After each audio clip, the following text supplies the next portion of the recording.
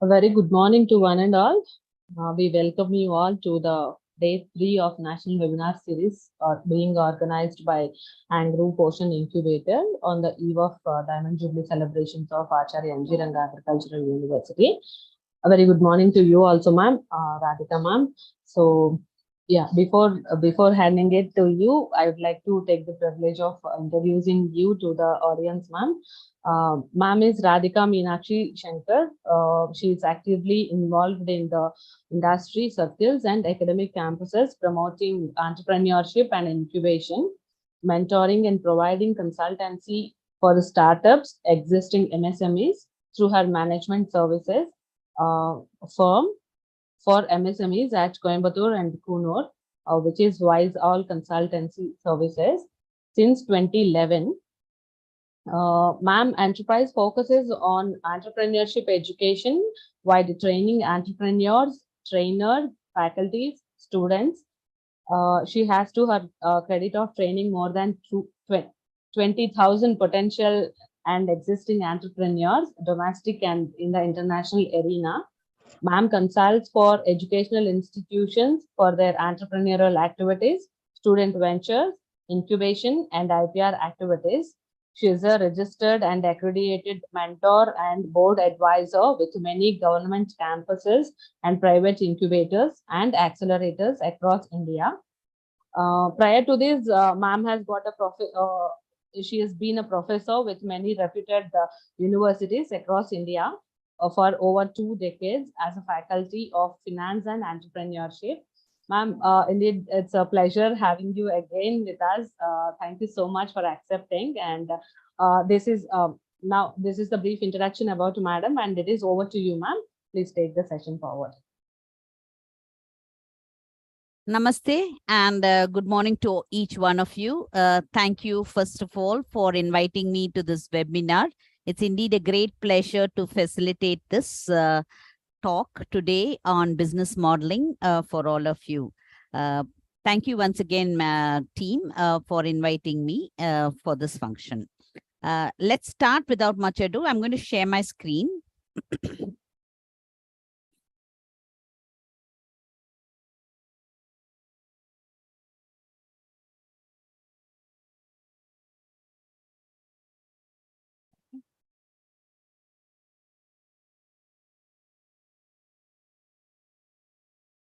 I'll just see if I can. I'm putting it on slideshow. Can you see it now? Yes, ma'am. Yes. Is the slides moving? Yeah. So good morning once again. My topic for today is business modeling in agri-tech. So without much ado, let's get into the topic.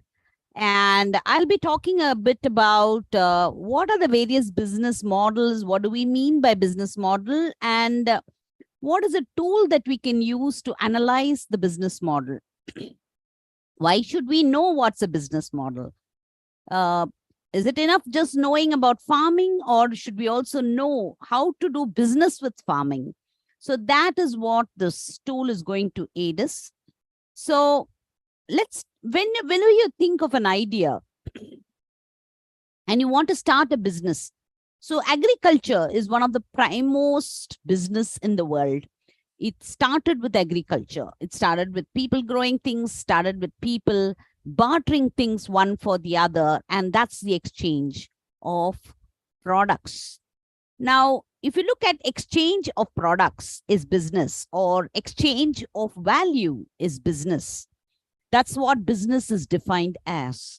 So you may be giving something and in return, you may get something back. That was barter. But if you're giving something and you're getting currency instead of that, that is of currency value. So business is an exchange of value. Now, if you want to do business, whatever be the area that you want to do the business, you get an idea first, isn't it? What is an idea? An idea is a solution that crops in your mind whenever you face a problem. So there is an underlying problem and you're looking to solve that problem with a solution, right? So how do you do that? Once you get an idea, how do you convert it into a business? You start first analyzing the problem, defining the problem, understanding it better. What is the problem? Where is the problem? Who has the problem? Why is there a problem? When all there is a problem, right? That's how you start defining the problem. Then you look and build a lot of solutions for it. Not all solutions may work for the problem. Some solution may give an instant solution to the problem. But is the solution better than existing solutions? Are you cheaper? Are you faster? Are you better than existing solutions to the problem? Then you have an innovative solution on your hands. Then you start looking at who will buy it for money. And that starts the commercialization, producing it in mass, and then selling it to these people who are looking for these solutions.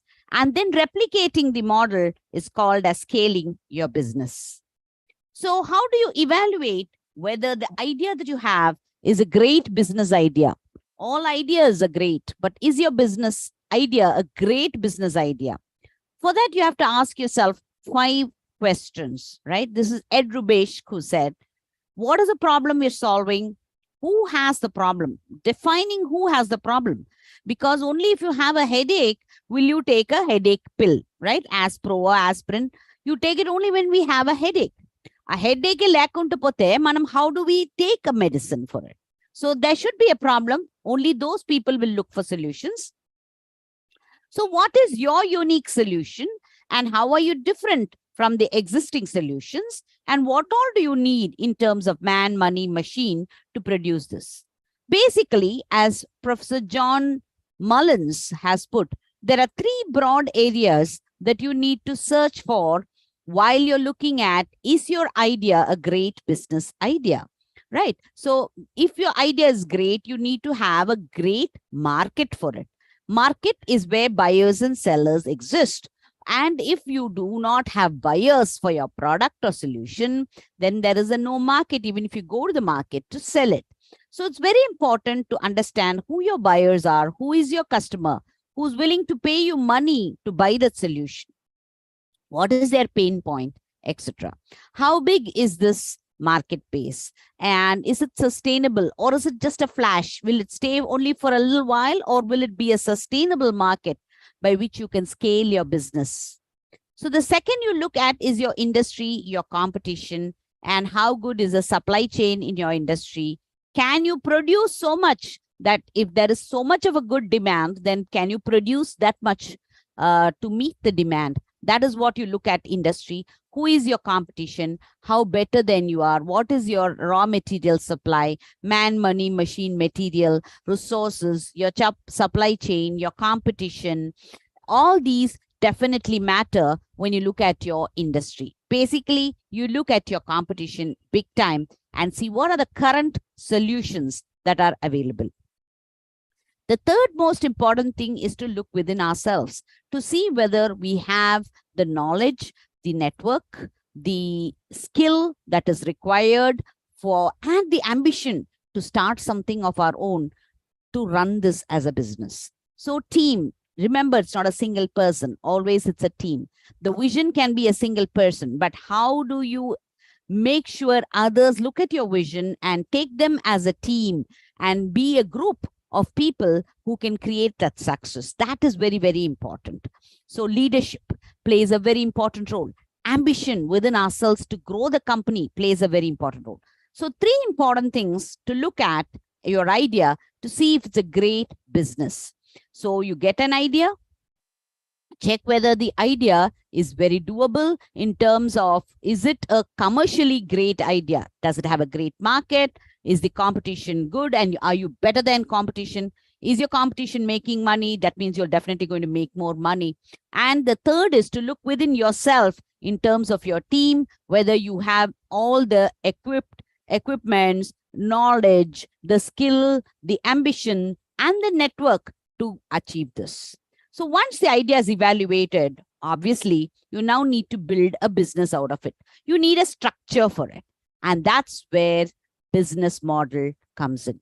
So the business model is nothing but giving a structure to your idea.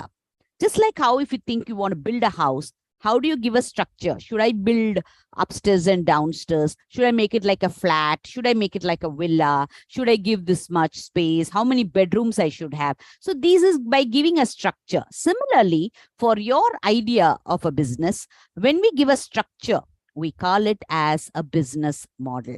So the business model is nothing but a structural framework for how you're going to create, capture, and deliver the business value. So I've been talking about value. I'll come to it a little later.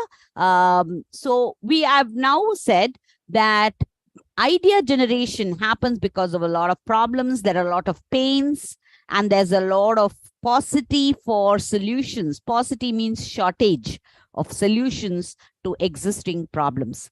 Sometimes ideas come because there is a lot of new technology that's developing, a lot of new inventions that are happening, and newer value adds and innovations are happening.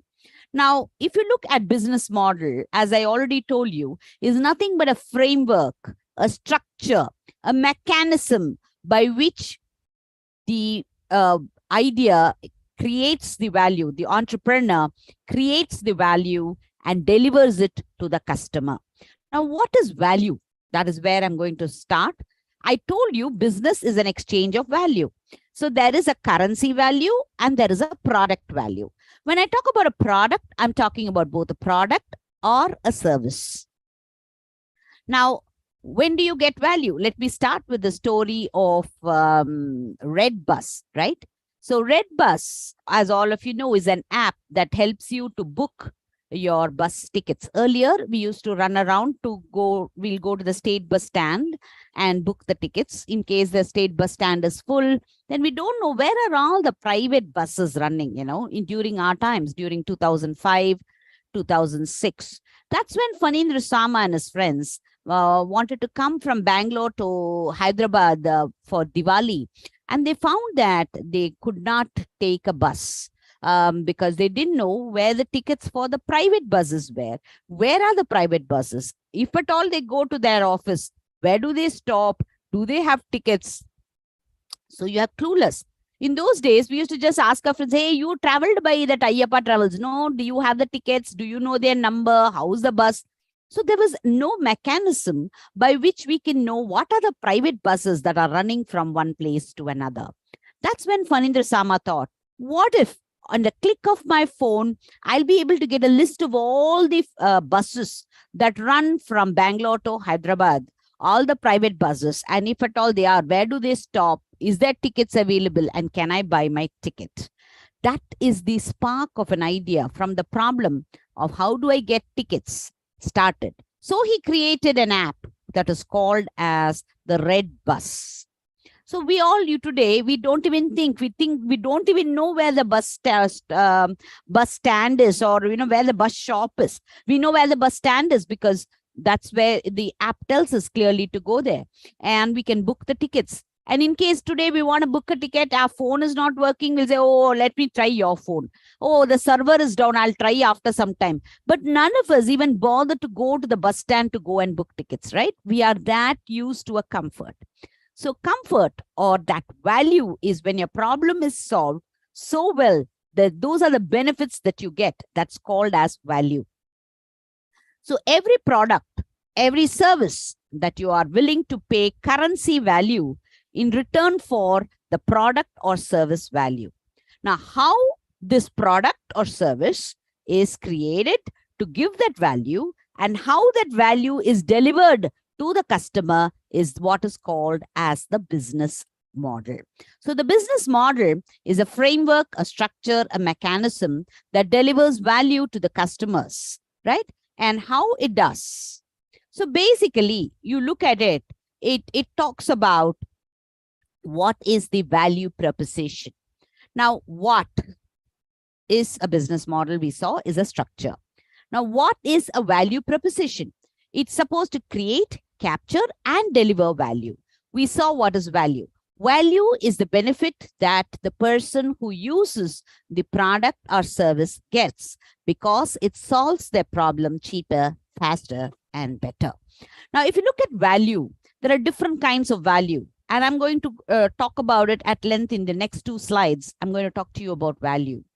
Now, in order to get this value created, you need to have a, a product that needs to be manufactured. In order to produce that product or service, you require man, money, machine, material, you require key resources. Basically, you require a lot of partners who will help you to do it because you can't do everything yourself. So you require resources, you require collaborations and other partners to help you with. And you need to do a set of activities, right? You need to do a set of activities like manufacturing, buying, selling, administration. So these are all functions that you need to do with these resources and with the partners that you create, so that you create that value that we are talking. So that is called the value chain. So the value chain comprises of stakeholders and people who are associated with you throughout your business in various formats. Just a minute. Just give me a second. My battery is running out.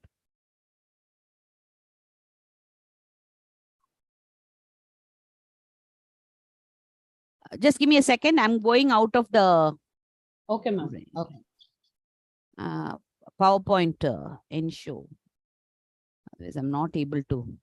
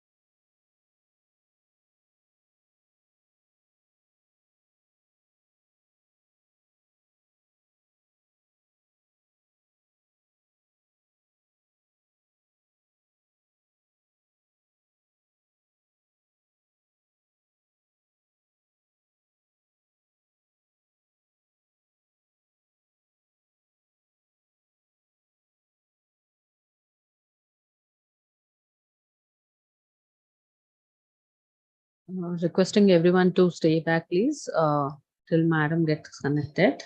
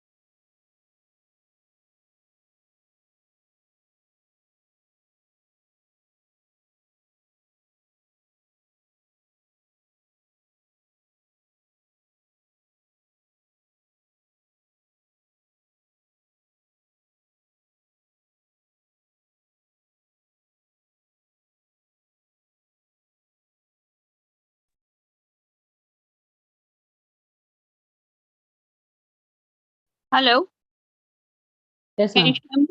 Yes, yes, ma'am.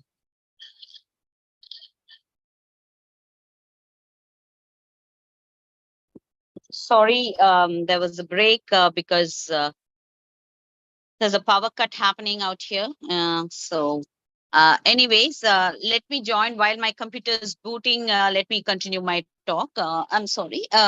We were talking about value, and we were talking about how value needs to be created, captured, and delivered through a framework, and that we defined as a business model. Now, we will go on further to understand what are the elements of this business model. I was talking to you about Fanindra Sama and his Red Bus app. So once he got an idea, he started putting it into action, right? So how do I create the solution? How do I create a list of all the private buses and be able people to buy that tickets also directly without going to the bus stop, a bus shop, right? So that when he got an idea, he said, can I try it using technology which I have the knowledge of? And therefore, can I look at it as an app which people can, do from their phone and immediately get a list of all the buses that ply between Hyderabad and Bangalore and Hyderabad, and then look and choose what tickets I can buy. So that was the solution. So he started creating that app, and then he wanted to test it out. So he gathered all the data of all the various bus pliers between Bangalore and Hyderabad. And I took about 10 of them and asked them to put their tickets on sale in his app. But it didn't happen because those people were very wary and said, what is this? This is something new. How can I even try it? And that's how he took into their confidence, told them how it's a new way to sell tickets. And he actually bought those tickets, he and his team. It was not single, he had a big team of people with him. So they bought, about 10 tickets from each of these pliers and then gave them money and then put it on their app and started selling these tickets through their app. And today, we all know the rest is history, as they said.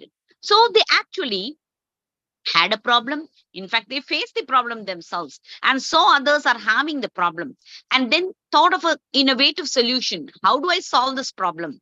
And then created that solution and then delivered that value to the person. So value could be anything. It could be, a saving of your time, your work, probably. So if you look at a washing machine, it saves you time. It saves you the work of actually um, washing the clothes. So it saves you time, saves you efforts. Some values are things like integration. Now if you look at your cell phone, it integrates so many things, right? Today you can't live without a cell phone. The cell phone is there with you to even measure the baby's heartbeats while it's in the stomach, the fetal heartbeat.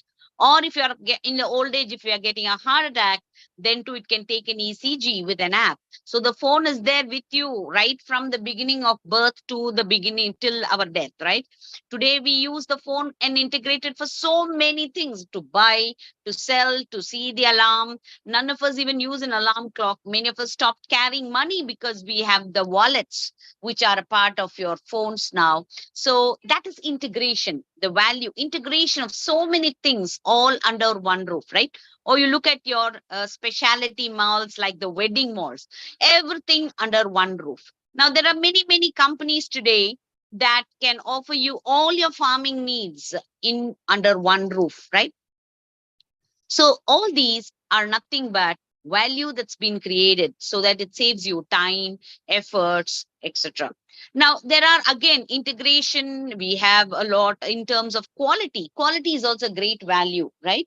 Variety is another lot of values, When you look at variety, we are looking at, let's say, you've been offered 108 flavors of coconut water, right? So that's what Coco Tang, one of the startups in Hyderabad, is doing, offering coconut water in different flavors, in fruity flavors, right? So that is a value that you create. Higher up than these functional values, you also have what is called as, motivational and emotional values. For example, anxiety. You have a lot of problems. There's a lot of risk and anxiety, right? Especially if a person is traveling, let's say a girl is traveling alone in the night in the taxi, you're very anxious about your safety. Or if you send a product on courier, you're very worried whether the product is going to reach on time and in the same shape and order. Now they found out you can track it. So the tracking app actually gives you the value of being able to know where exactly your product or your person is, so that you can put down on your anxiety. So this is a very huge value that can be created. Most important is another great value that can happen, and that is entertainment. Today, during COVID, we had one of the largest boredom that used to happen, right? And we all switched over to OTT and Netflix. Actually, they made a lot of money. Netflix, Prime, they were the first movers in the space. And instead of just exchanging movies, they said, why not live stream movies? And you can subscribe to it. And that's where OTT platform became very, very value creation in terms, or your video games, etc., which actually create that value of killing your boredom. So value can be in any format. Higher than this is a sense of belonging. So for example, if you belong to a school or a college, you have the badge, which is a great value. Or if you are belonging to Rotary, or you're belonging to any group of people who support you, one another. So a sense of belonging, that's a great value. You create the parivar, right, of that people who stand up for one another. So at the end of it, on the topmost of this value pyramid, is what is called as, just a minute.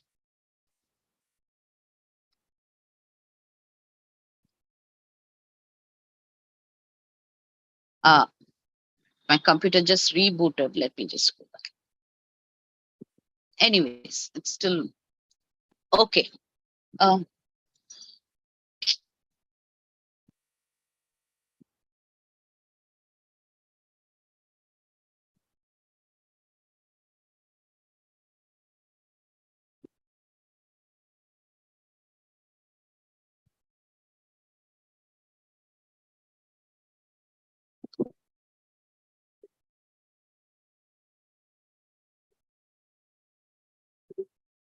Just give me a second. Are you able to put the PowerPoint from your end, Lakshmi? Ma'am? Yes, ma'am. Yes, ma'am. You can please send us. I'll do that. I can't see it actually.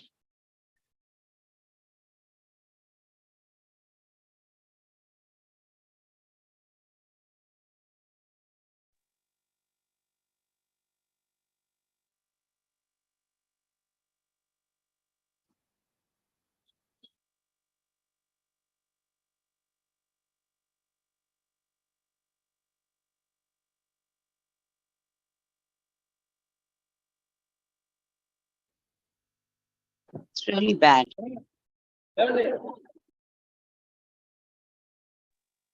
Hello, can you hear me? Yes, ma'am. You're audible. Yeah. So still I think it's really bad. The net is also gone.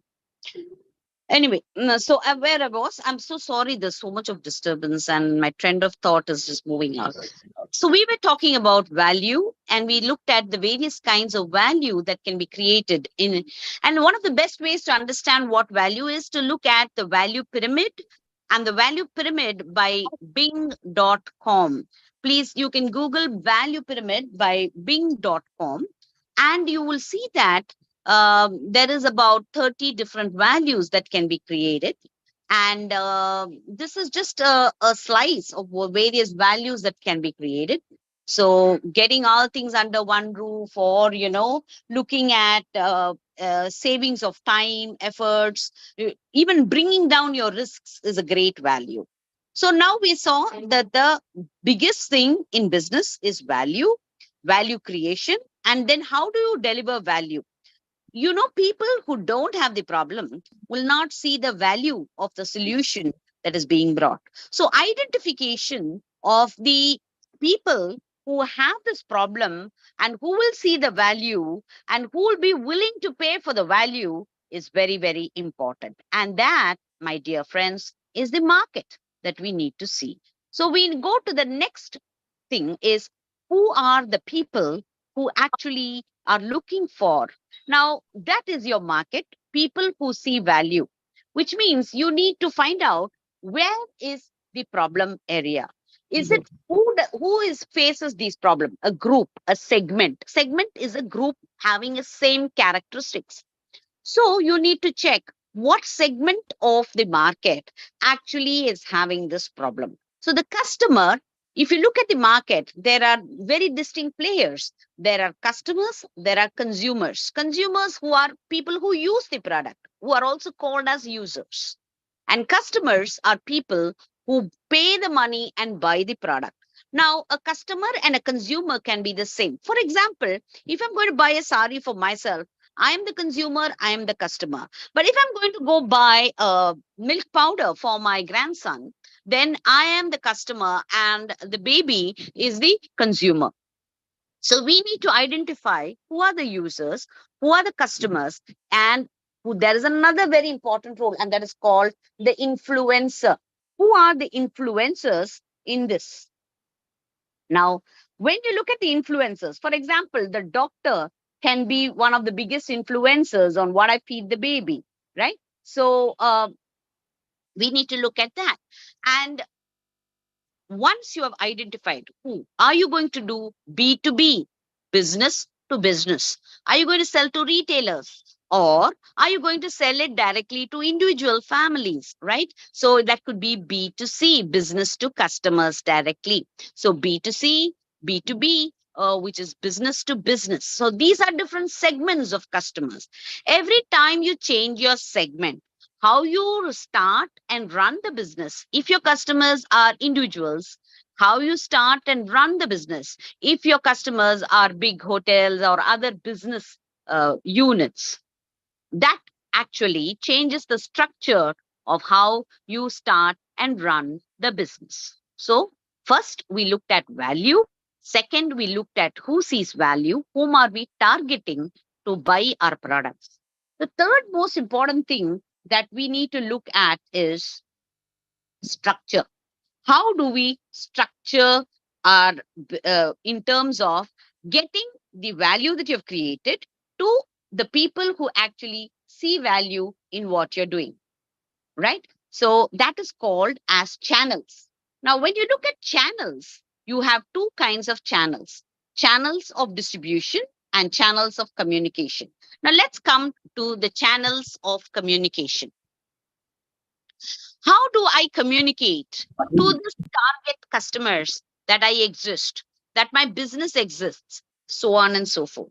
How do I do it? So there are different ways. There are different ways I channelize. That is the mass communication that happens, let's say, three different mediums of communication. One is called as the paid communication.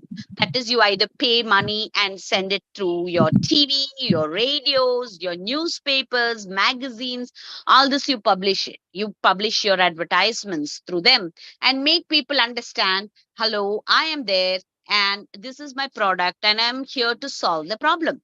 So that is the paid medium of communication.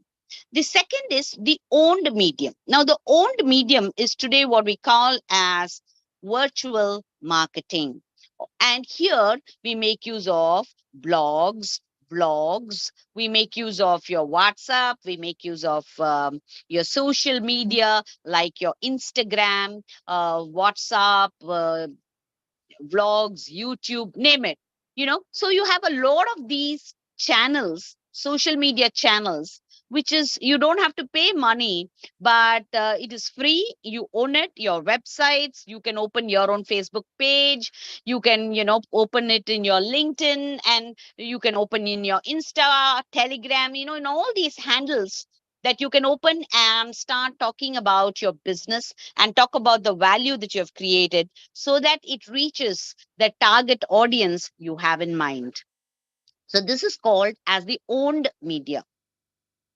The third is, of course, the earned media. Earned media is what you get through publicity. So, for example, if you put up a stall in the exhibition and a lot of people come to see you and talk about your products and your product becomes well known, then we call that as, publicity. And this is the earned media. So, the third block that we are talking about is channels of communication, where we are talking how do I communicate to the target audience who see value in the value that I've created, product that I've created, and therefore will be willing to buy, but they must know about my product. So that is the channels. Now, not all channels are very, very costly. I can't put an advertisement in the radio, TV, everywhere, newspaper, magazines. They're really, really very costly. And I should also know whether the target reaches. Now, for example, if my target is old people and I'm creating a nutritional drink for the severely old with Alzheimer's and dementia, I can't be advertising on an Instagram, right? So these are not the new age people, number one. But also, if these old people are not going to see, their caretakers will. So we never know which channel would be better. The better one would be is where I can look and target at people who are 60 active senior citizens. Again, Instagram or any of these things. Maybe a Facebook would work, a WhatsApp would work, because that's what everybody is on. But to go on newer places of channels would be difficult. So you need to select, and therefore you need to, 1 minute. Ma'am, it's asking me that the meeting is full and I cannot join from my computer. Okay, okay. 1 second, ma'am. I'll remove some other person so that. Ma'am, I am leaving so that ma'am can. Okay, okay, Santosh, you can leave. You can join in YouTube.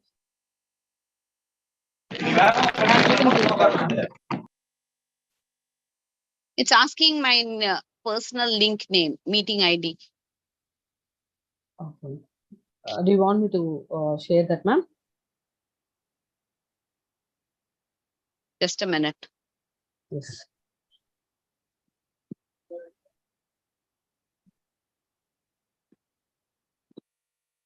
Invalid personal link name. Mm. Sorry, You can try with the meeting ID and I'm trying password. to sign in with my email. Directly Zoom. You can directly type in the meeting ID and password. I'll join again.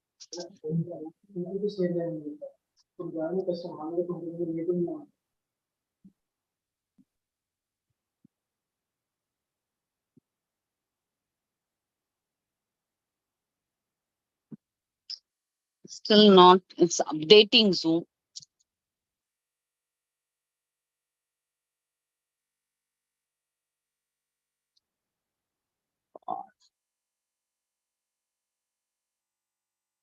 Sorry. So we look at channels of communication. So we need to Ma'am, actually else use. you can please share us your PPT, ma'am, so that we No, can. that's what let me try. No, my internet only is, it's Okay. now updating. It's not closing also. Fine, ma'am. No problem. You can please go ahead with your talk. Yeah. Meanwhile, So we looked at channels of communication, and now we need to also select amongst these channels which is the most appropriate to use on our target customer. Remember, the structure of how you create, capture, and deliver depends on what is the target market that you're going to. So the channels that you would use to communicate to individuals versus the channels that you would use to communicate to businesses. For example, let's say you're running a startup that is selling vegetables are directly from the farm to the house, right? So you can target, let's say, a big supermarket, or you can target individual households in a residential colony. Now, based on this, how do you go tell in the residential colony people that you exist and you have started the delivery to the doorstep? So that advertisement would be different from if you're going to advertise to a Reliance Retail, all these retail supermarkets, etc. It's going to be different because you're going to reach them through different ways. You will actually go and meet the manager and make a PowerPoint presentation and say how much you can deliver, what's your capacity, etc. Whereas with the families, it will be more a notice, a brochure, reference of mouth, of the neighbor telling, I bought vegetables here, it's good. So these channels of communications are different, and therefore your business model will change.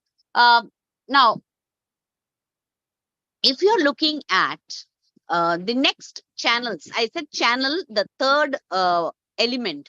The first element we talked about is value proposition or value creation and who sees.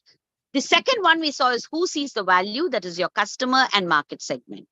The third is the channels of how to announce to them and communicate. Next, we'll see how do I distribute? How do I take the product that has been created by me and put it in the hands of the customer? Do I give it, does it come directly to them? Am I going to do it online? Am I going to keep a shop and sell the vegetables and they come and pick it up? Should I take it and deliver it through a Swiggy? So these are called as channels of distribution. How do I move the product from my office or from my factory to the hands of the user? Now that is the channel, is the way in which the product moves. Now, not always can you directly go and give it to the customers. You can appoint an agent who would in turn take your product and come and give, and you go to the supermarket. The supermarket is a retail agent. The person touching the last customer is called as a retail agent. So you can do it through retailing. You can do it through wholesale, retail. Wholesaler is where like the farmers usually go.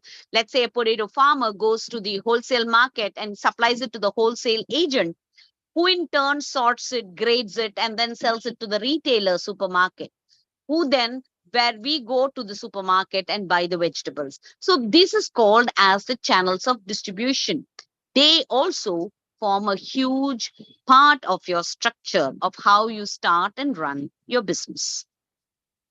Now, having said these three important things, value, customer, channels of distribution and communication, we now go on to the fourth element of the business model, which we call as customer relationships. So it's not enough that you just have your customer. It's important that you, again, it's coming, this meeting is full. Ma'am, it's 98 only, ma'am. We have two more slots. Like two more people can join. So, I don't know. It's again coming there. It's not coming directly, ma. oh, we have only 98 people. Okay. Let me just see. What is the meeting ID? Can you give me the meeting ID? Yes, ma'am. 844 844 5852 58 52 52 31 31 24.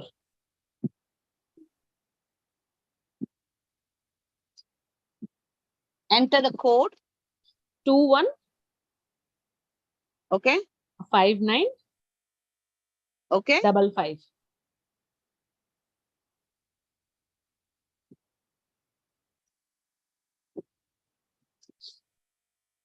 Now again. You may be able to join only if some participants leave. Okay, ma'am. Oh. 1 second. No, Shall I leave actually, no. here? Shall I leave this? The problem is, ma'am, this is a national webinar series, no? So the same meeting ID. If I remove Okay, anyone, maybe no, I will tomorrow leave. and day I after, will leave my phone and join. Yes, ma'am, please.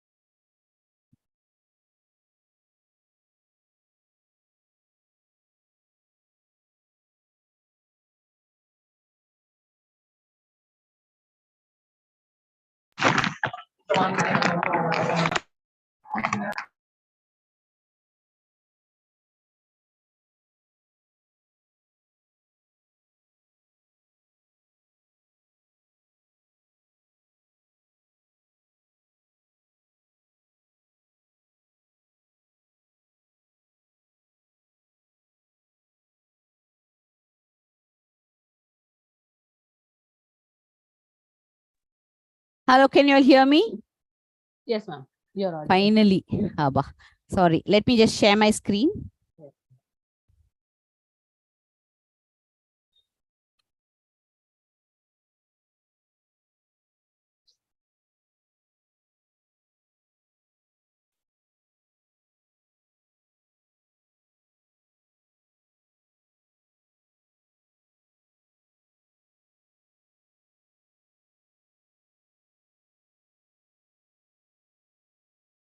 Can you see my slideshow?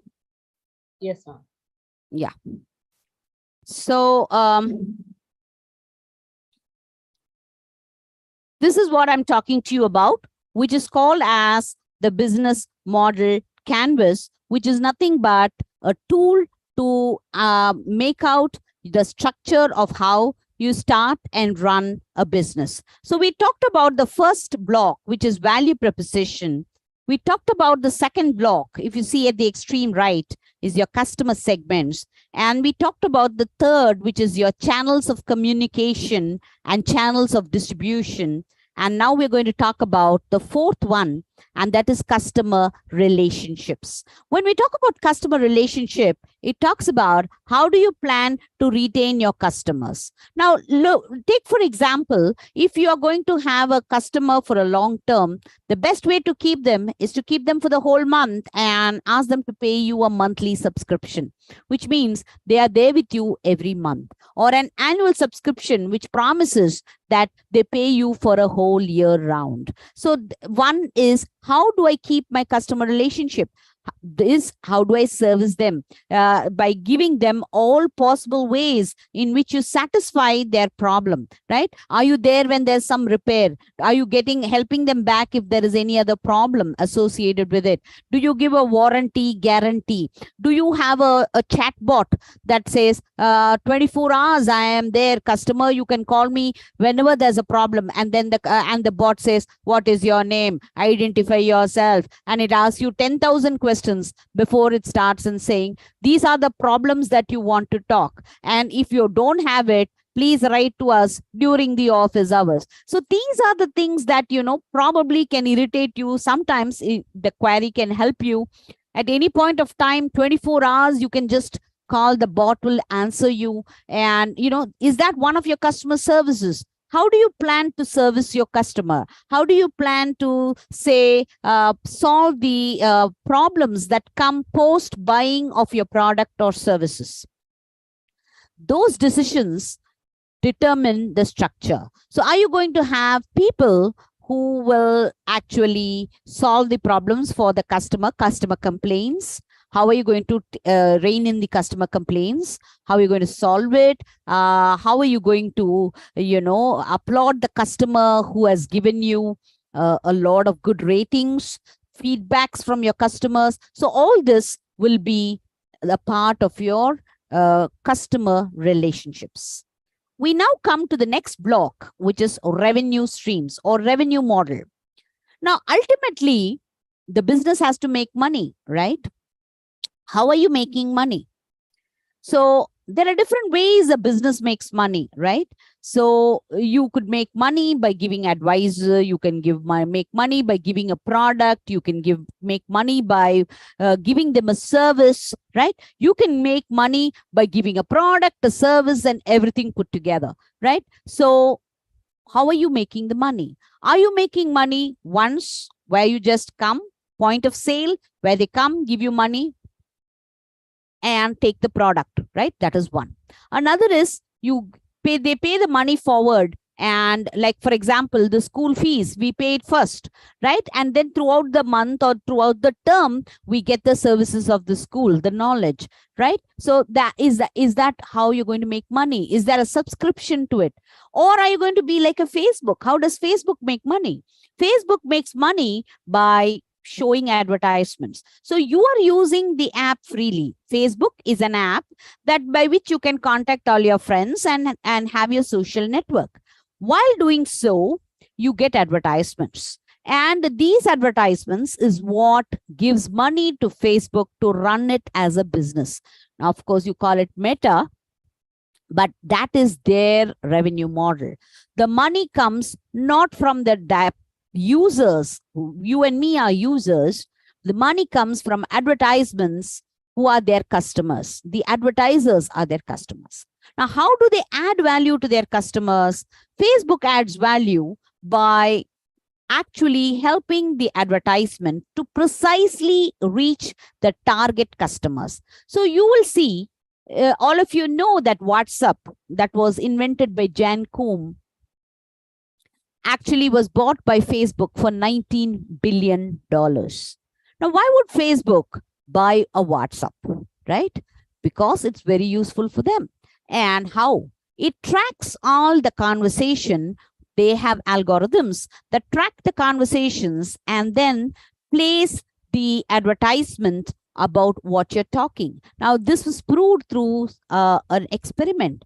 There was two professors of a university actually chatted on WhatsApp about cat food, and they don't have a cat.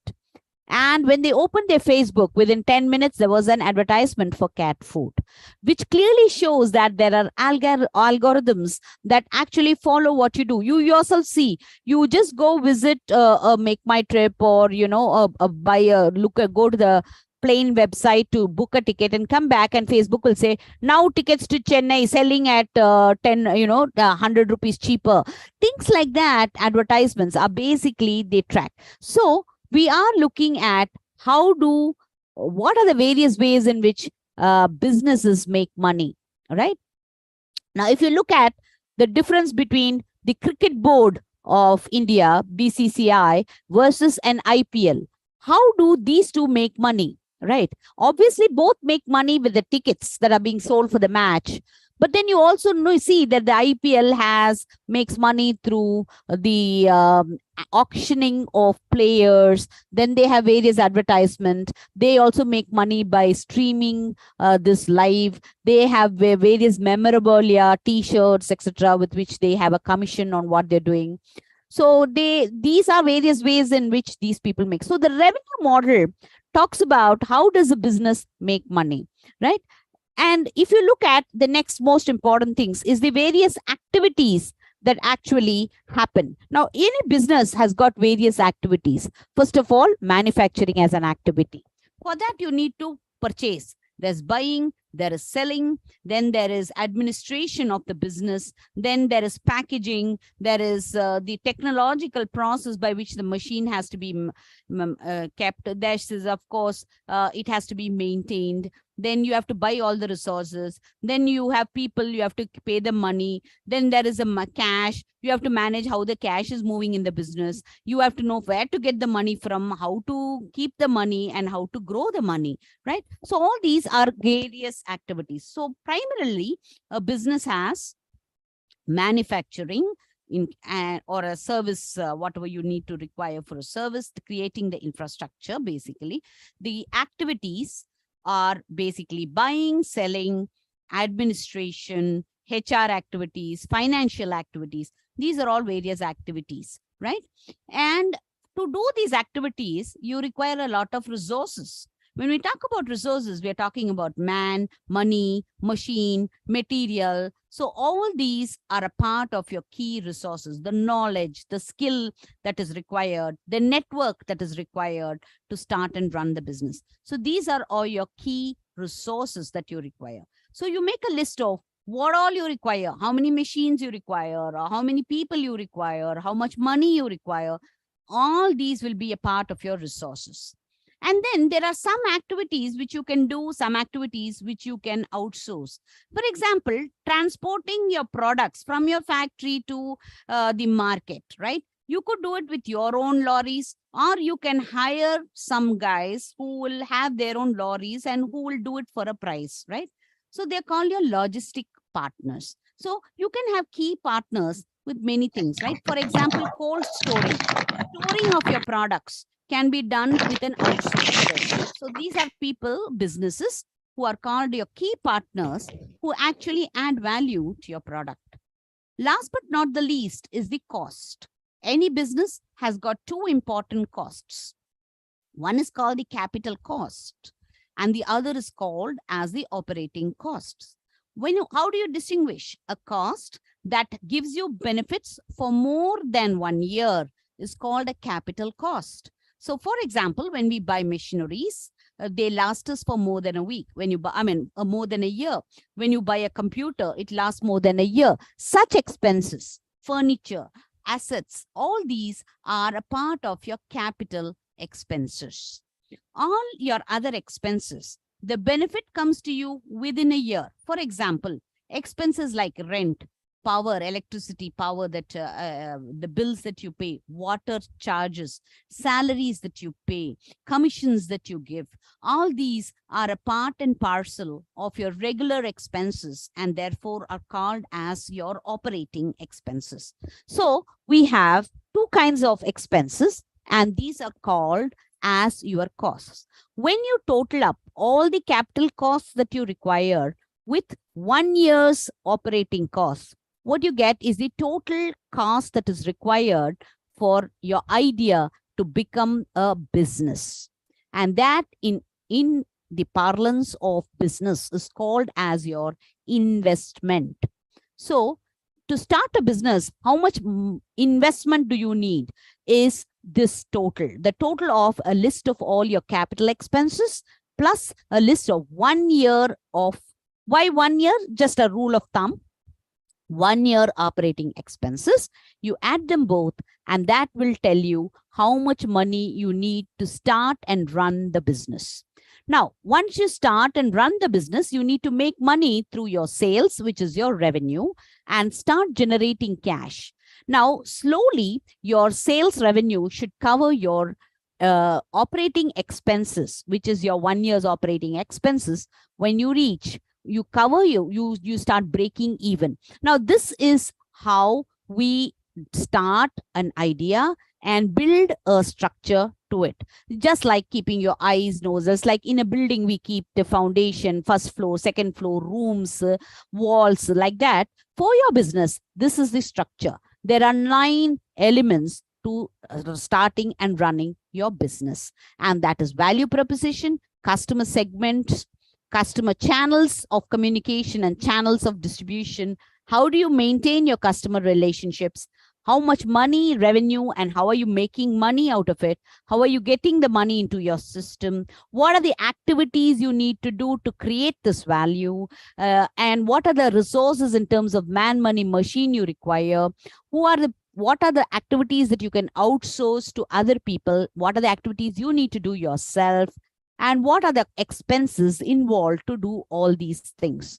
Once you decide on all these things, if you decide this is what I'm going to do, what you finally get, and you look at that picture on the paper, when you write it down, what you get is the business model of how you're going to take your idea and convert it into a business. So let me just now give you a lot of examples so that you understand what it is, right? Before that, let me just go back to this slide where I had left you. And if you now see, this is another format of what the business model that I'm talking about, saying what is your business and who will see value, that is your customer, and that is the value proposition that we're talking about. And it has to be profitable. Why should you do the business? Because it has to be profitable and you should be able to make money. For that, you should have a great revenue model, and you need to, create that revenue of people who are willing to pay you the money to get the value that you're creating. And in order to create that value, you require an entire value chain of suppliers of raw materials, collaborators of activities, and people who can finance you and do all this. How you're doing it is basically the manufacturing process of how you're going to create and deliver. Now, as we all know, business models are created because of disruptive technology. When internet happened, e-commerce started. Nobody ever thought that you could buy and sell other than in a geographical place. You need to go to a shop to buy and sell. Today, we can sit in the house, and that's where Amazon started. They said, Barnes and Nobles is 100-year-old business, a book that sells business books, right? A book house, 100-year-old. But Amazon came and said, guys, you sit in the house, click your button, and the book will be delivered in 40 days, right? And now, of course, I'm talking about in earlier days when Amazon just started. So people were buying books like droves, and biology. Let's take Nokia. Nokia, which was the market leader of cell phones, got thrown out because it didn't use a smartphone technique. Because today, all of us have a smartphone in our hand. Nokia was caught behind because it did not adapt itself to new technologies. So new technologies create new products. New products also create new businesses, and new businesses also have different models. Each business, the same book house is a one model of selling your books, and Amazon is e-commerce is one way of selling the books. So there are different business models that are created for the same business because of various technologies. So remember, work never changes. The way to work changes, right? So if you look at agriculture, this is where we are talking about. There are 5 areas where technology has played a lot of part, right? First of all, let's look at agricultural implements. Today, mechanization, automatic digital mechanization. Today, IoT, Internet of Things. What is Internet of Things? The seamless connection between a machine, a human, very seamlessly, without any wires, is an IoT, right? So, for example, you have a sensor in which can actually, it's got an eyeball, which can scan the eyeballs of the poultry, right? And what it does is it measures whether the fowl has got any diseases. And if it has, then it immediately lets the person in the farmer know that there is a bird that is infected with some particular disease out there. Or you were talking about a complete grader, which actually once you put the apples, it grades them into various sizes, automatically sensing. So it has sensors. Today we have an app in the cell phone that can actually grade the watermelons and say how red is your watermelon, right? By just scanning this. So there are various ways, which is mechanization of mundane manual work, which is totally now done by machines, right? We have the next one is the buying and selling. That is how easily happened through platforms. So today you are able to buy your seeds, you're able to buy your, hire your tractors, or buy a tractor also, everything online, right? So you don't have to go to the shop. You can actually see it. In fact, nowadays, your phone images, the computer visioning technology is so strong that you just need to take a photo on your phone and send it, and it will immediately analyze and give you the report. Today, there are companies who are using these technologies. Today, a lot of things are being sold. So if you take a lot of agricultural produce is being sold across on the net. The third important area is farm advisory. So, of course, you have all these probes that are kept on the in the field, and then they will give you what is the soil moisture content and identify about 16, 17 elements of your moisture. Or if you scan the leaf of your produce, and it can tell what kind of diseases it is there, and it can also suggest what are the remedial measures and chemicals and where to buy them to spray on your So these are the climate advisory, or what is good, and what is going to be the weather, or advisory of what are the international prices for your product. So basically, they are just informations which actually give you information. So that is also technology. It goes through the satellites and comes to you. Real data is captured, real time, etc. You have traceability, which you can trace who is the farmer who's produced this particular apple, right? I can trace it right to the farmer. So again, they use barcodes, they use different ways in which you can identify and do this. Last but not the least is the shared model. So many of the agricultural machineries can be shared, like your Uber, right? You share an auto, you share a bus, you share a car. Similarly, you can have shared agricultural implements. You also have peer-to-peer lending, where you have specifically financials for farmers based on like crop insurance or peer-to-peer lending for the farmers. So all these are now put digitalized and have come online. So these are areas in agriculture which are emerging with technology, merging with technology and creating agri-startups. Now let us look at some of the top agricultural startups, right?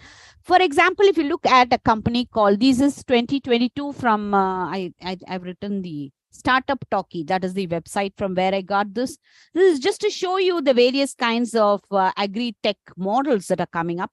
For example, if you look at S Farms Limited, I think it's a Hyderabad-based startup. What they have done is they have put all their farmlands. So you can buy lands to farm, and they have put a list of all the farms that are there for, it's like a classified ad of lands that you can purchase or sell, put up for sale on a website, right? If you look at Keti Gadi, they actually help you to buy, sell tractors. It helps you to review or compare tractors. It helps you to rent tractors, and not only tractors. They actually started with only tractors, and now they do a lot of farming machines, etc. If you look at Farm to Farm, FAM, that is basically, this is a Bombay-based startup where they start growing these microgreens, which are highly nutrition, 100% nutrition, and actually supply it to the doorstep of individual members.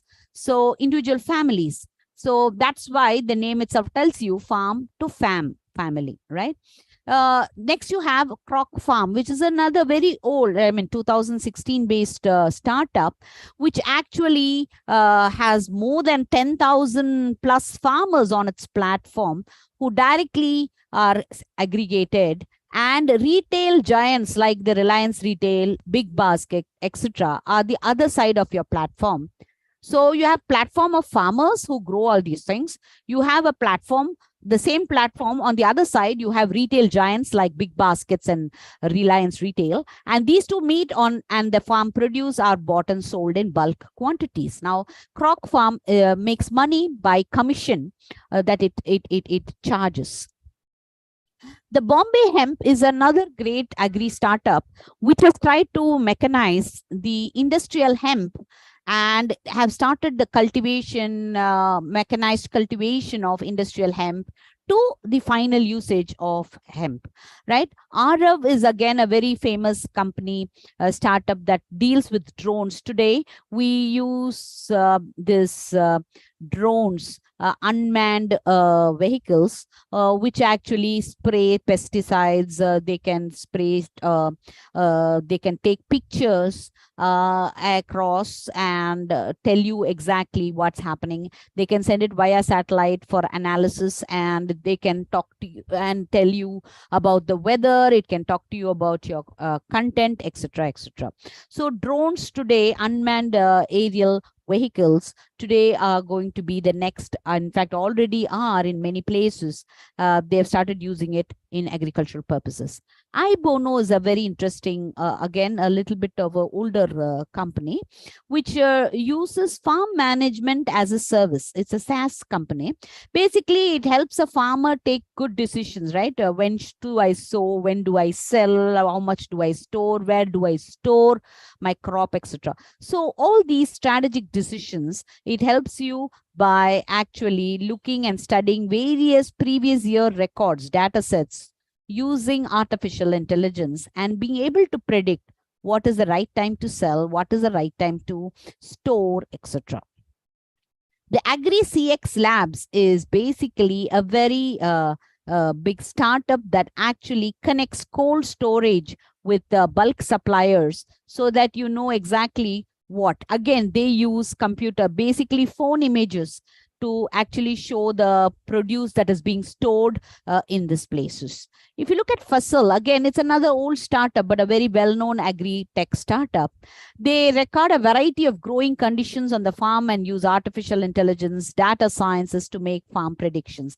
Now, they give you insights. Now, all these are, they advise the farmer what should be done. So if you look at any of these startups, they definitely come under any of these areas, and they all use technology, they leverage technology, and each one of them therefore have a unique business model. Now, if you just take one, farm to doorstep, right? You are taking the product to the doorstep. Ninja Cart is another company which does the same thing. It takes vegetables to the doorstep, but they don't do it in that way. They sell it to retailers who in turn sell it to the people. There are companies which directly take the farmer and one farmer, one family. That's another model which takes the same vegetables that is grown in the farm to the doorstep of the family as a regular. This is grown in this farm, like as if you own the farm, right? The same thing of buying vegetables is done in different ways. I have an option of one, going to the supermarket and buying it.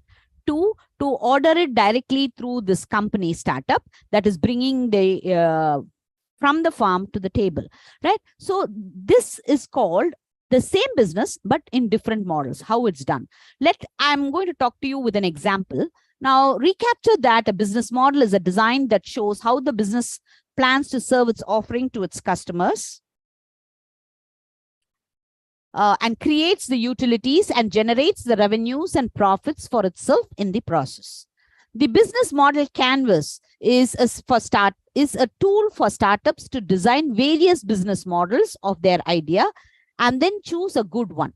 So we saw all these 9. We saw the value proposition, who sees value, the customer segment, the channels of distributions and channels of communication, the customer relationship that we need to keep, the revenue models that we can create, the key activities that needs to be performed to create the value, the resources that we require in terms of man, money, machine, the key partners whom we can outsource some of the activities, and the entire costs, the capital cost and the operating costs. These 9 blocks can be arranged in different ways for the same idea. Let us take an example and see how to do this. This is, before I go further, this is the value pyramid that I was talking about. And I said a business can create values in terms of reducing work, reducing the cost, giving you quality, variety. If you see at the bottom of the pyramid, these are functional values. And if you look at the emotional values, right? Fun, entertainment, attractiveness, nostalgia, rewards me, all your cash back is nothing but a way to create value for yourself, right? Life-changing in terms of belonging, motivation, providing hope. Like the COVID vaccine, give you hope that you will not die from COVID, right? That is a value that it's creating.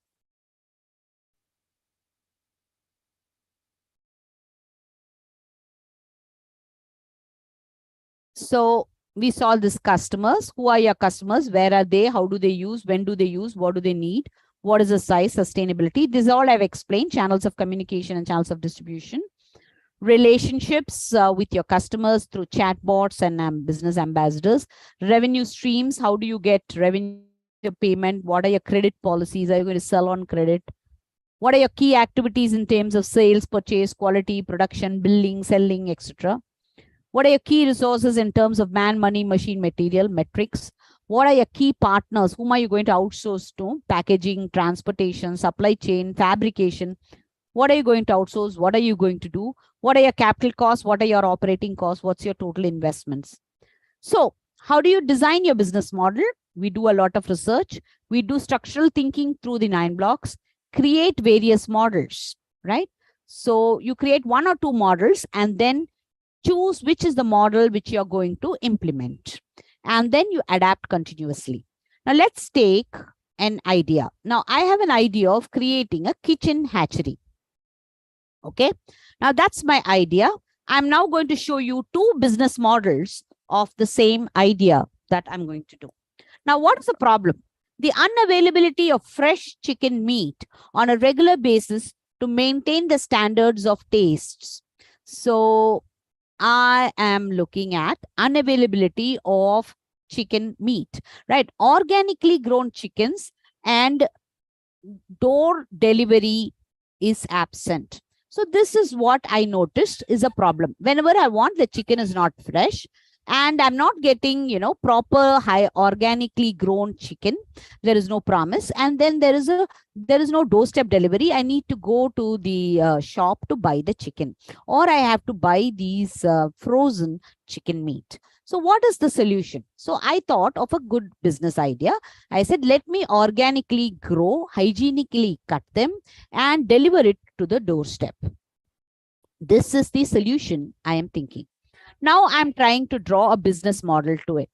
Now this is my version 1 or model 1. So I am going to sell it to hotels, canteens, and hotel mess, which means I'm trying to do a B2B business, right? And I am going to grow the chicken organically in a well-mannered way, in the traditional way, by not giving it any of these fattened foods. I'm going to give it traditional grain and fresh, and I'm going to kill it very hygienically, and I'm going to pack it very well and fresh. And people who subscribe to my product, I am going to give them a discount, and I will also give them seasonally. If they want more chicken, I'll be able to give them supply large quantities, etc. The channels of distribution is I'm going to directly deliver from my doorstep to the doorstep of my client. And if you look at my client, I'm looking at hotels, canteens, and hotel mess. So all these are the places. I'm going to have a cold storage van which will directly take it and deliver it on the doorstep. And I'm going to look at online orders. Now, how do I am going to advertise to these people is I'm going to do it on social media. I'm going to have it on a website. People can order it online. So I create a various where these hotel people can actually come and review and then order, and I will deliver it immediately. So here, the revenue model is a monthly subscription. So to these hotels and canteens, I will supply based on a monthly requirement, or I can, they can also, I give them an option that they pay me for a week contract, or if they want ad hoc supply, which means once in a way they want it. Now, obviously, if they are subscribers, I'll give them a discount. If they are ad hoc, which means I just want to buy suddenly, so they call up and, first time, and they say, I just want this. So obviously, I'll sell it at a higher price. Whereas to my regular subscribers, I have a standard price at which I'm going to sell. So I'm going to supply to regular people through subscription. That's the way money is coming in. Ad hoc is when people suddenly want, they can order from me online, but I'm going to charge them for that. Of course, there's a lot of capex. For example, I have to have coops to grow these chickens. I need a butchery. I need a freezer. I need to have packing machines. I need a delivery van. Of course, I have other operating expenses like rent, salaries, electricity, water, traveling expenses, stationery, etc. The key activities are breeding, maintaining and keeping the health of these poultry, butchery, packaging, marketing, administration, finance, accounting, and HR. What are the key resources? I require man, money, machine, suppliers of livestock, extra. Of course, I have key partners in terms of maybe suppliers who will supply me, logistics in terms of who will bring the raw materials to my thing. So this is one model where I have chosen, and therefore I'm able to actually serve them. Just a minute.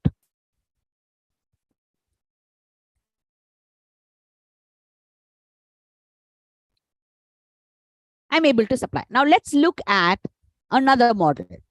Now, the next model that I'm going to look at is, suppose I serve this chicken to individual families, right?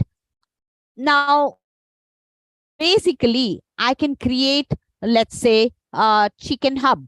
So I'm creating small shops where people can actually come and buy the chicken, or I can keep them in kiosks and say this is a meeting point, or I can just keep a mobile truck which will just come and sell the chicken to you. So my mobile truck brings fresh chicken to the doorstep of the residential area, and people can come and buy the chicken, right? I can give a point of price discount. I can advertise through TVs, brochures. I can actually, in fact, through the newspaper, just set up brochures that if you want chicken at your doorstep, dial 88112 type, right? So if I do that, people, the thing will come and deliver the chicken to you, right? Anytime, chicken, anywhere. I can do all these advertisements will be different, right? As when I'm serving, let's say, a hotel, right? Why would I then advertise so much for the hotel, right? To the hotels, the advertisement is different. To people in the houses who are going to now be my customers, my advertisement or channels of advertisements would be different. The cost would be, if I plan to keep a chicken hub in all the residential outlets, or my cost would change a bit, because if I'm going to have mobile van trucks which are going to come and deliver the chicken directly to your doorstep, right? And there would be, in case I am going to have chicken hubs or small chicken outlets, right? Then obviously that will be an establishment cost for that, etc. My costs will change. And if you look at revenue, I can do a spot on buy, pay the money, take the chicken. I can have subscription model, and I can have a prepaid card where you can buy chicken for 1,000 rupees and reclaim that within the 1,000. You can keep buying till the 1,000 rupees expires. So this is the two examples for chicken hatchery that I'm giving you. So we are very clear in when we talk about the model. If I sell to businesses, if I sell to doorstep individuals, the models will be different. Now, obviously, I can sell to both. Now, this is when my company grows a little big, and that is called scaling of the business. When I start the idea, I form it into a business, I need to look at a target customer. Because my resources are very less, I will first get and establish myself. Then when I scale up, I want to expand my market, I will go to other segments. So obviously that there will be changes or adaptations in the business model, right? Now I'm going to go to another business idea, and I'm again going to talk to you about two models for the same business idea. This is a agricultural education company. So in order to invoke deep understanding of concepts and visualization of theoretical ideas is required. So how do I do that? The solution is to create a digitalized animated videos that can facilitate. So this is an edutech, and especially I'm going to do agricultural education to facilitate teaching, learning, and making the learning process easier. And it also helps in participative learning. So the value I'm creating is information, motivation through enhanced learning by making use of all your senses. So visual learning is, there are different types of learnings, and one is classroom learning and the other is through visual, by invoking all your senses, by participation, experiential learning, visual where you sense, hear, touch, feel, all those. So they are called sensorial learnings. Now, let us say I am creating animated videos of learning, right? So let's say I'm going to do on livestock management. That is my topic. I'm specializing in that. And I'm creating content, which is videos, animated videos, participative games on livestock management, right? So who is my customer, right? Number one is authors of livestock management. Now, look at this. These are professors on agricultural universities who write books on, let's say, livestock management. Now, they have textbooks. I am going to supply them the link and a barcode. For example, if the author is writing on something, there is a small barcode which can be kept in the book. I'm going to scan that and a video will come out on my phone. Now, this helps in enhanced learning for the student because they read the textbook, they also see the video. While teaching, these videos can be used by the professor to explain. So authors, they therefore become my primary target customer. Now, there are people who are wanting to start a business in livestock. They want to know how to manage livestock. So if they want, I don't want a degree, but I want to have a know-how of who my customers are. I mean, of how can I run a livestock, right? A hatchery, a pig farm or a emu farm or a goat farm, whatever, dairy. So all these, how do I do this, right? I don't want a certificate, but I want to know how to, start from finish. I want to know how to manage this as a business. They are also my set of customers, right? Then agricultural schools and colleges, they can keep this in their library and they can teach their students this while they are teaching, right? Then there is another set of customers like Baiju and other edutech companies who can buy these animated videos that I'm creating and add it on to their teachings. So these are the various segments of customers who could use my animated videos. Now let's say I'm targeting professors and authors of livestock management. How do I contact them? Obviously, it is time bound. As long as the number of editions of the books are there. So if they are releasing 5 editions of the book, then all through 5, my videos will be there with them, right? So, or is it only with edition 1? So those are the decisions I need to take. Long-term relationship I'm planning to create with the customer. Remember, my target is the professor, author of that book on livestock management.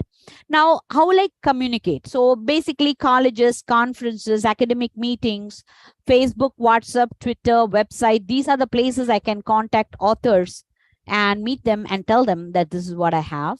And these are direct contact. The revenue is how much videos I'm giving based on that content creation. Subject wise, chapter wise, I can charge them. So they may want only 10 videos for 10 chapters of 20 chapter book. That's okay. Based on that, I can charge them. Or I can say a set of 15 videos at this rate, a flat rate, right? That could be my revenue model.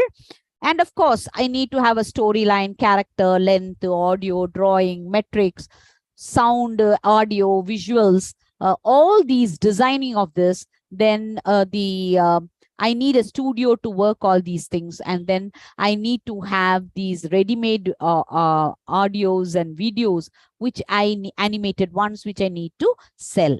Now, who are the resources? I need people who can animate, who are freelancers, who can work on this, do drawings, artists, designers. Then, of course, I require software to put them all together. I require computers. These are all the resources, a place to work from, etc.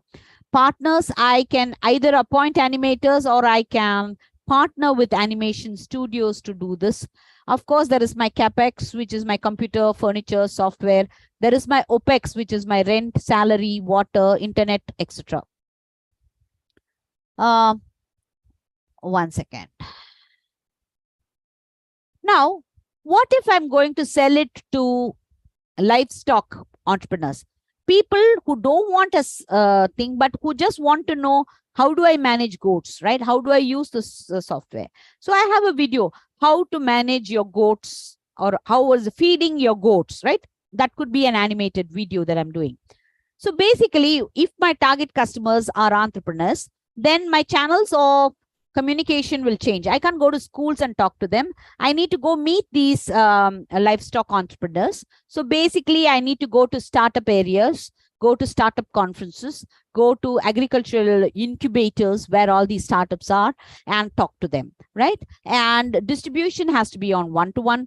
The revenue model could be only that they may want to buy only one. They don't want to know about pigs because they're planning to keep only goats. So only goat videos they want. So based on that, I can change my revenue model. And of course, my activities and resources would probably not change much, but my costs and my revenue model will change. So we looked at a single idea. We saw 2 models in chicken hatchery. We saw 2 different models for the same business idea of the edutech on farm videos. So this is what I'm talking to you about when we look at actually the business model and how do we design these 9 blocks for the business model.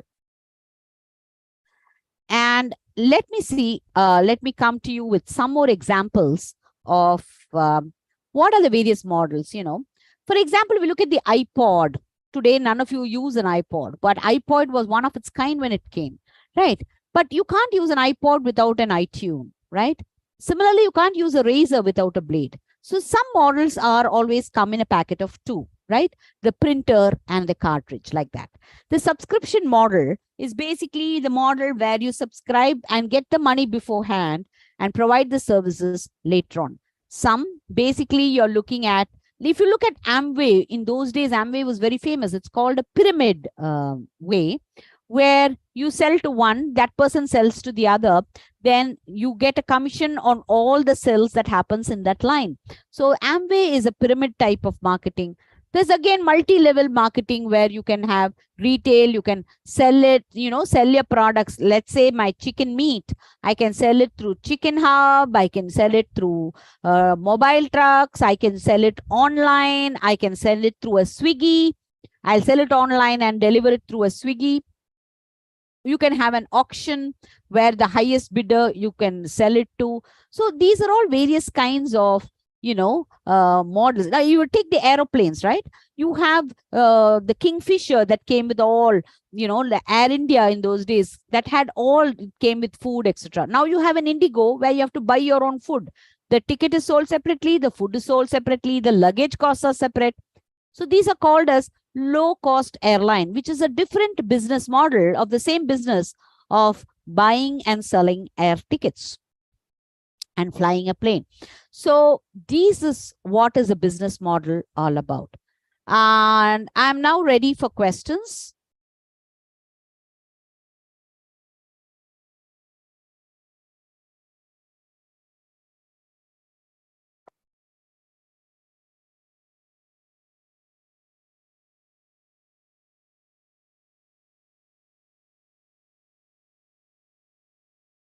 Someone in the chat box wants to know, wants you to explain once again the partners of the business model, ma'am. The key partners? Yes. Okay. So the key partners is people whom you can choose or businesses that you can choose to do some of your activities, right? For example, let's say you are making a grading machine, right? That's your business idea. Now, should you make the machine yourself, which means you have to buy the iron, you have to buy the steel, and you have to fabricate it? Or you get the fabrication done with the fabricator and only add the software component to the machine yourself, right? Now, in this case, you are not fabricating it end to end.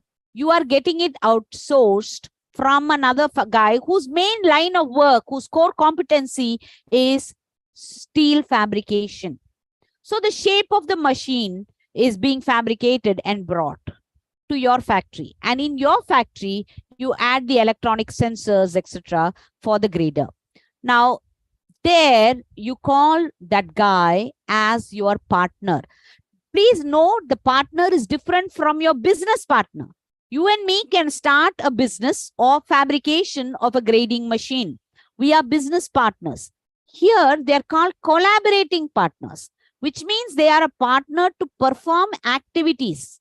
For example, the lorry guy, you have these lorry agencies which supply lorry for you to carry your goods from your factory to the market. Now, they are not owners. They are your partners for traveling. That's all. They take the products from your gate to the gate of the customer. That's it.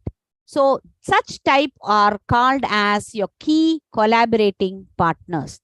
They are not your business partners. Business partners are owners. These are collaborating partners who help you with certain activities. So it could be packaging, it could be marketing, it could be, just selling your products for you. They can just be your selling agents. All these are called as collaborating partners. Am I clear, or are you clear about the idea? Have all of you understood? Any other questions? We have Saileja raised her hand. You can please unmute and ask your question. Ma'am, this is Richard, Saileja Richard, ma'am. Thanks for the today's session, ma'am. Okay. Madam, actually, we want to go for a business of organic grocery items for the B2B and B2C. In that connection, how do suggest to go for a subscription, ma'am? Organic what? Organic groceries, ma'am. Groceries, okay. Yeah. We want to go do for the both B2B and B2C also. So in that connection, if you want to add the subscription model, how you suggest, ma'am? So one of the things that you need to do is when you start in your starting of your business, you need to have, okay, there are businesses like hotels which will buy your groceries, canteens, just like the chicken hatchery example I gave you. There are individuals who would like to buy groceries. So these are two different marketing segments, right? When you're beginning your business, you need to sell to everybody. You have no other. Whoever wants, you sell, right? But where is your marketing efforts concentrated on? That's what you need to see. Who is buying more? So the first is in your alpha testing of your groceries. Let's say you pick top 50 people who have purchased groceries from you. How many of them are individuals? How many of them are businesses, right? And or you go by quantity. Let's say you sold 100 kilos to 100 families and you sold 150 kilos to one hotel. So you need to choose who is a better customer for you right now. So the right now, your efforts are so much. You did so much, you got 100 customers. Whereas you did a little effort, you got one huge customer who did that business in one day for you. So you need to choose who actually sees more value. Does the hotel see more value or individual families see more value in your groceries? Not that you'll say, I won't sell to them, right? The question is how much of your own activities should be directed. For example, where should you spend your money for advertisement? Is it advertisement to the hotels or is it advertisements to the families? That's what you need to see. And that is what I'm talking about, the orientation of your business model. The orientation should be towards the customers who are eager to purchase your product and your cost is lesser. You need to see your costs also, right? So that is one thing. Now, when you look at subscription, which was what your doubt, you said, how do I bring in the element of subscription model to your customers? Now, if you are bringing a subscription model, it shows that you are consistent in your delivery. Your quality should be the same, which means you need to bring in what is called as a bit of standardization of your activities. You should have the correct packing. The sealing should be okay. The quality mudras should be there. You should have all those and then say, this is the standard. I will be delivering day after day for a month. And you need to pay me for this monthly, right? Now, that is why I said have different pricing policy. People who subscribe are your regular buyers, give them at a discount. So if you buy for a month, the same groceries will be 10% lesser, right? But if you are buying ad hoc, suddenly you're just buying from me, then I will charge you 10% more. I would charge you 20% more. Now, this will be useful for me if I'm going to buy every month. You buy from me, then you buy me an annual subscription. Once you become a member, so there are two ways. One, you register. So instead of paying monthly, let's say monthly my grocery is 1,000 rupees, right? So in a year, it's 12,000 rupees. You say, don't pay me 12,000 upfront, pay me 3 months in advance, 3,000, and I will give you at 800 rupees, which means eventually you need to pay me 9,600. And therefore, I will collect it 3 months, 3 months, and I'll give you at a 10% discount. On the other hand, if you buy me every month and pay me on the time, it doesn't matter, but you pay me $1,000, right? So one is giving them a discount. Number two, they can order more, for which you will not charge them at ad hoc price. You'll charge them only at a subscription price. So you need to give them a lot of halwas, right? Something sweet for them to keep subscribing to you. So give them, promise them quality, promise them quantity, promise them some things on let's say Vinayak Chaturthi or Diwali. When you buy from me, I will give it to you at the discounted rate and not at a ad hoc rate. So those are the ways you slowly try to bring them into your fold. That is the way you try to bring in a subscription policy. To the hotels, you say that if you buy regularly, if you buy more than this, this is the trade discount that I can offer you. I can offer you unseasonal time. I can offer you carrots, harvest time, different carrots time. I can offer you varieties of carrots. Now, these are the ways you can say these things you will not get during season time. Off-season vegetables also I can supply to you. You can have tie-ups with cold storages. So that's how you start creating value for subscribers to your business. So number one, choose whom you're going to orient to. Based on that, if you want to introduce a subscription policy, create all the halwa bits for them to subscribe to you. I hope I have clarified your doubt. Yes, ma'am. Shailaja Richard. Thanks a lot, ma'am. Thanks a lot, ma'am. Yep. Any other doubts?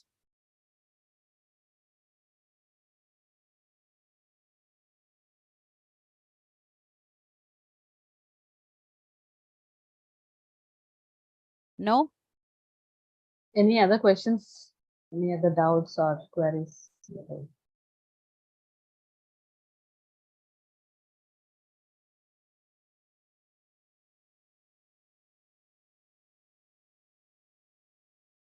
Okay.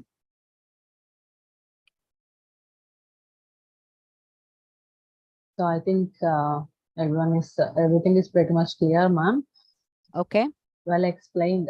So we are getting, I mean, what we say in the chat box, we are getting feedback for the today's section. So which is very much useful and pretty much clear to all of them. Hope if anyone gets in touch with us, I mean, requiring any other this thing, we'll ask them to write a mail to you. So thank you so much for the wonderful session, ma'am. Again. So yeah. We Thank you very much for of them inviting also. me. And for, yes, ma'am, for the formal vote of thanks, I'd like to request our team member like Ashwik, Mr. Ashwik, to propose formal vote of thanks.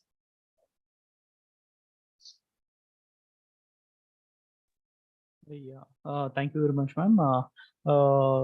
Yeah, it was actually a very nice session, ma'am, and it was very informative as well. And you have explained each and every model. I mean to say the parts you said, right, that 9 building blocks very well with all the with the examples as well. So it was very informative for our participants, and we look forward for the same in our future training programs as well, ma'am. Thank you very much, and I would like to thank our PICO for giving us an opportunity to conduct this webinar session as well. Thank you very much, ma'am. On Thank behalf you. of team API. Thank you, ma'am. Thank you. Thank you. Thanks Thank one. you very much. Thank you Thank all you once all. again, and we look forward for catching up with all the participants tomorrow also. Yes. Yes. Thank you, ma'am. Okay. Thank you. Thank you. Thank you.